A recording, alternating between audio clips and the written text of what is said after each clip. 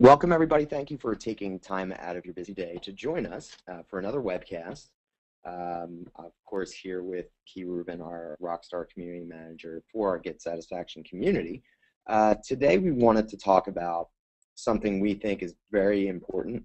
We may have touched on this in previous webcasts, but moderating and curating your community is the crux and the key to keep everything running along smoothly and humming along.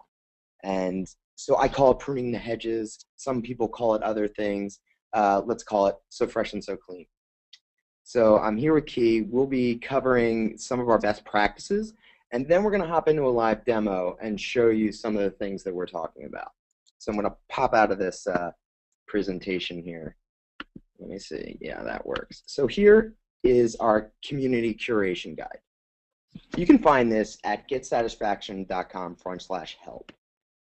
That's where you'll find all of our best practices, which we're updating as we go along to fit in with the best practices for your community. There's some high-level things I'll touch on here. If you want to do a deep dig in, you can get this document on your own. We'll make sure that the link's available. But what we're talking about are a set of guidelines. You'll be able to adapt these to your community, but they're guidelines that will help you get the most out of your community. You obviously want to keep all your content findable, searchable. You want to make sure that the customers know exactly what's going on with what they put in. So if they enter a topic, they have a question or an idea, you want to keep them, in the know about what the status is. If you don't let them know what the status is, they'll assume that you don't care, and we don't want that. And then, of course, for accurate reporting, data is key. Knowing that you're getting everything out of your system and your community, and you're serving community the best, and they're serving you, you want to make sure that everything's nice and clean, so that you could kick out some reports and fun analytics. And then keeping everything tidy. When somebody walks into your house, what do you do before people show up? You clean up a little bit, you get rid of the dust bunnies and such, and make sure that people come in and they feel as comfortable. So that's what we're going to focus on today. So in Get Satisfaction, everything is a topic. And those topics are broken up into different points, as you know. They're ideas, they're questions, they're problems, they're praise. You want to make sure that it's findable. So you want to ask yourself these questions. Is it the correct topic type? Things like that. Because those are things, as a moderator and as a community manager and curator, you can hop in and help your community by changing some of those things. For example, someone may submit something as a problem, but it's really a question. Or someone might submit a question and it's really praise.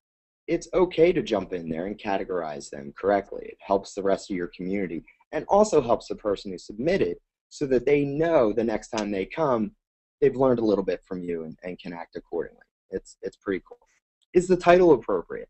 Sometimes you get titles, and we'll get into this in a little bit when we do the live demo, but sometimes the titles don't fit the content of the actual topic, and this can be a problem. And as a moderator, as a community manager, it's absolutely appropriate in some situations to alter that title. Using tags is key. When you use Flickr, if you use other services, tagging things, make it easier to find things later. If you want to search on your own photos or your own anything, tags are key. Same thing goes here in your community. You want to make sure that you suggest to your community that they tag their own topics to help the rest of the community and you, and also for you as a moderator to jump in and tag them appropriately as well. And then, of course, quality. Quality. You want to make sure that everything's been addressed. Is it correct and sufficient information? You want to make sure you've been thorough, and closing the loop is key. And also, remember, like we talked about before, it's not an email. You're having a conversation, so please be warm and welcoming to your community. And then make sure that any future questions are addressed and let them know that they're welcome to come back and submit another topic. It's like having a store or a restaurant. You want repeat customers. You want repeat community members. So that's key. Response time. Response time, it's definitely something it depends on your situation, your company, and your structure. You should have a plan going in to know who the roles and responsibilities belong to, and knowing who's your first responder, and who's the one who goes and finds the answers to questions, and who curates and moderates. Maybe that's 3 different people, maybe that's 1 person, but knowing who does what will help your response time be a lot quicker, because everybody wants a response. You know how it is sending an email and you don't hear from someone in 3 days. That's because everybody's buried in email. Rules don't apply in a community. They expect you to respond. So here's just, I'm not going to dig into this, but you get this document and take a look at. These are suggested response times and how to calculate how your response time should be. But you can get past a lot of response time issues if you change the status and reply and update to people and say, I don't know your answer, but I'm going to find out what the answer is. So hold on tight. And then closing that loop will keep everybody chilled out and happy. Obviously, for the different categories, different rules for response may apply.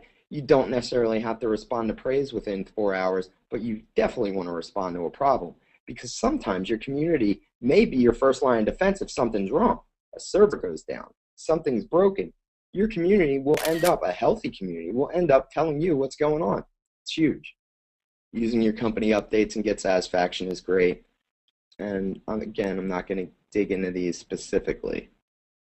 So here's some moderation guidelines. There's key essential things in our platform as well as broad philosophical. Merging topics is huge, right? It's basically, so people ask questions in different ways. They articulate them differently. I may call a push notification for an iPhone app, a widget or a sound or a ding or something like that. And someone else may call it something different. And that necessarily doesn't get caught as a matching topic. So you as a moderator can go ahead and do that. And I think Key's got some really great insight on merging some of these topics together, when to do it, when it's okay, when it's not, and how it can help you. Yeah, actually what I specifically want to talk about, and thanks Drew, and hello everybody, I just want to add a little bit of extra attention to covering the merge tool, because it's a very powerful tool and a very valuable tool. So we always want to call it out when we can, along with some of the other tools I'm going to highlight today with Drew. So as Drew mentioned, when people create topics in your community, they it's going to happen, especially in high volume communities, that they're going to be creating duplicates. So both in order to sort of keep your community tidy and to make sure that content in your community is findable, so that people that come to your community right away see, the most commonly asked questions, the most valuable content, you can use the merge tool. And the way the merge tool works, you can either use it from the management view in the as a bulk tool, so you can merge up to 30 topics at a time. Or you can do it individually from the topic. So when you merge a topic individually, what happens to the topic that's merged? There's a few different options. So if the topic that you're merging into the new topic, if it has replies, that original topic will stay in your community, and it will get a message added to the top of it that will redirect you to, what we call, let's call for the sake, the authoritative topic. So again, if that topic that you're merging has replies, you'll keep that topic, and the replies will be kept, but it'll link you to the topic that it's been merged into. And then you have some options when you merge that. You can customize the message to the user, and that is the message that will be included in the notifications that to that participant that's generated when you merge it. And then you can also choose whether or not to add the customer's description as a new reply in that authoritative topic. That option is defaulted because we think, we sort of as a best practice recommend choosing that so that that content is, is maintained. So, and then I think I want to also mention that so that when a topic does not have replies and you merge it into another topic, that original topic that has no replies is removed from the community, and it's, it becomes part of the new topic. Another, probably one of the most important things to mention here is that really to be careful when you merge topics, because you cannot unmerge a topic. So unlike, I think, the rest of our moderation tools, topics cannot be unmerged. Right. So we try to sort of, include that messaging, but want to point it out as well. And then what Drew's looking at there are different ways to find the topic that you want to merge it into. There's a few ways to do that. Actually, if we can go back, Drew, Sure. to the main topic page, cancel out of this window. Absolutely. You'll notice that if you select under topic options, merge into, you're actually given, because is this a test? This is a test. So this is a test community, but in a community with content, you'll be given a list of the topics that are most often merged into. So you can choose from those, or you can search for a new topic, from that main merge window. Let's do merge so we can see what it looks like here. So we'll do test, do a search. So we're going to merge test question 2 into test question 1. You can look at it. Test question 1 was the authoritative OMG hell, of course. So this one merged. So we're going to merge it. Are you sure? Can't be undone. Okay. And here we go. So now these two have been merged together. Or not.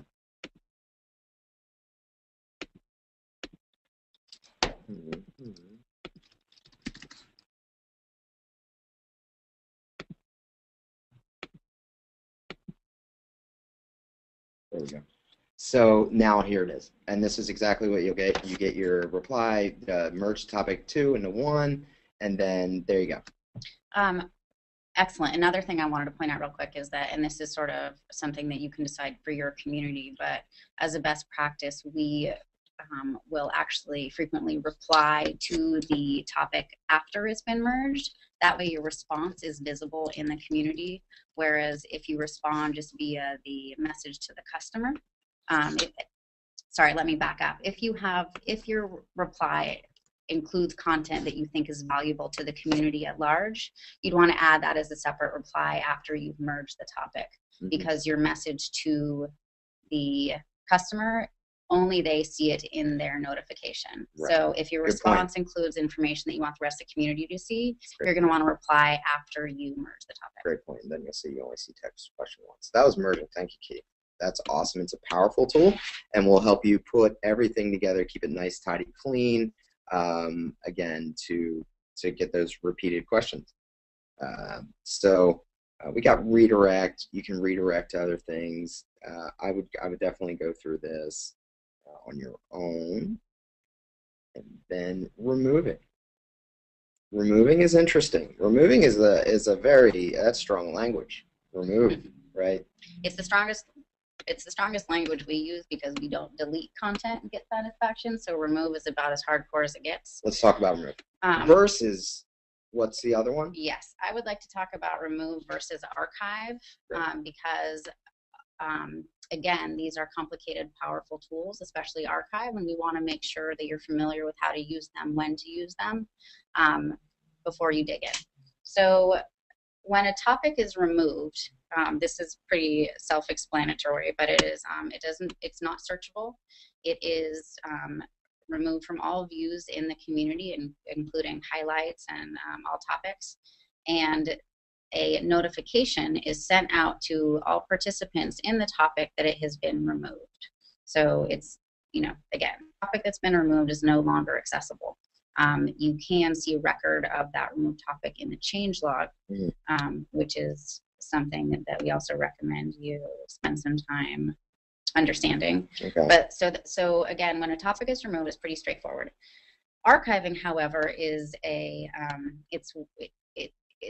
it's one of our most robust tools, I believe, and it has some subtleties that are worth understanding. It's a powerful yet subtle tool. So if a topic I'm just going to give an example of when the archive tool would be useful. If a topic in your community becomes off topic and irrelevant, and say it's become a topic that perhaps trolls are using to talk to each other, or perhaps users are being abusive with each other, but say there's still a conversation happening there. Right. There's still some users who are perhaps still contributing, relevant content. And if you were to remove that topic, there could be some negative implications. For example, your users could feel like they're being censored. Some user could feel like they're not being able to continue a conversation that they're still involved in. And you'd rather not sort of cause a scene by taking an action that can be misconstrued. So in that case, if you want to archive that topic, here's what will happen. The topic will be removed from search, and it also will be not bumped up in the recent activity stream. So as new content comes in, it'll be moved down, and it won't show up in the highlights view. Participants in that topic will still be able to contribute to the conversation. So participants in that topic who have, they've received a notification, they can still link directly to that topic, and that topic is still live. So they can still contribute to it, and no one in that topic will receive a notification that anything has happened to it. So it's one of the few tools where taking a moderation action on that topic will not generate a notification. So we internally discuss this tool as sort of a hush button. So if it's a topic that, again, you don't want to remove it, you don't want to call attention to any action you're taking on it, but you also want to respect that there's still content being generated and people are involved in it, you can archive it. That's awesome. Yeah, it's definitely softer language. Obviously, the times you'd want to delete or remove, is when there's personal sensitive information in that. Somebody spits out some personal information. That's a remove situation, right? Yeah, and I'm sorry, let me just clarify one thing. I want to go back for a second. I said that the remove tool generates a notification to all participants. It actually only generates a notification to the author, the original creator of the topic. No, that makes total sense. Sorry to interrupt. Oh, no worries. No, this is good stuff. Remove. So categorization. I mean, again, we can do this. We can do some of this another time. I want to get to some questions. We talked about tags. I think we get the power of tags. I can come in here to a topic. I said to myself, I think you should always do it live. And I'm talking to myself. But I can add tags here and say live, right? That way, that'll help search. That'll help our search algorithm. It'll help people find things. I can click on live, and then it'll find similar things that were tagged live. Awesome. You totally get it. Having your guidelines in place. Private tags, you know what? I think this might be a separate one day. Private tags have a lot of implications and a lot of power there for you guys as community manager and admin, and I think we can't do it justice today, so I think this might be a good one. Marking authoritative topics. Again, these are actions, so look, check this out. So we got, if somebody replies and what have you, and I reply, check that out, I can just make this a company answer, make this the official response, so then it pops to the top so that people don't have to scroll all the way down and look at the whole conversation to see the official response. Easy. Wow, this isn't an idea. It's really, a question. As a moderator, I can do that. Awesome. And you know what? This topic really doesn't fit, so I'm going to help the community by doing this. And mind you, this is all saved in the changelog, totally transparent. Please, can you please do this live, right? So as a moderator, it's cool for me to do this, right? So I can do that, post it, it's changed. It lets everybody know it happened. And this is, pruning the hedges, keeping things fresh and clean. Banning users could be a whole nother one, too. Maybe I should talk about it just for a moment. Go ahead. So this is a somewhat new feature, and I know that some of our communities haven't actually noticed that it's available yet, so I would like to point it out. To suspend a user's participation privileges in your community. So we try to get to spammers and trolls as fast as we can, but sometimes it takes us a little while. So what we've done is we have given you the ability to, if there's a user that's misbehaving in your community, once you set up this feature, which is available in your, I believe, in company details, and it just requires that you add an email that you then need to verify. I'll pop over that just so people can have a visual reference. Yeah, and that email, once you provide that email, if you decide to suspend a user's participation privileges, how you would do that is go to their avatar and select, I think the language is suspend privileges. So once you do that, that user can no longer post in your community. And when they try to post, they are They Okay. are, And that's a paid plan yes, option. correct. That is on our paid plans, and that's why this test community is a free plan. That's why we don't see that, but that's where it would be located, is in the company details. So if they try to post in your community, they will see a message saying that they cannot, and they will then see the email that you provided if they want to contact someone from the community to discuss, re-enabling or, getting those privileges back. Awesome. Wow, we packed a lot in there, like a half hour. Very nicely done, Kate. Thanks, Drew. Community Curation Guide. It's available at getsatisfaction.com/help. Check the moderation side of the house and the curation link, and then you can get this PDF. We'll put the link out there, tweet it, put it on the Facebooks, Friendster, MySpace, whatever it is you use. So if we have any questions, I think maybe we could fit a couple in. No questions? No questions, people? It's because we covered it all. Well, no, we didn't. Well, I don't know about that. But any questions, we're always available. Email me at drew@getsatisfaction.com. One of these times I will sing at the end of it, but not today.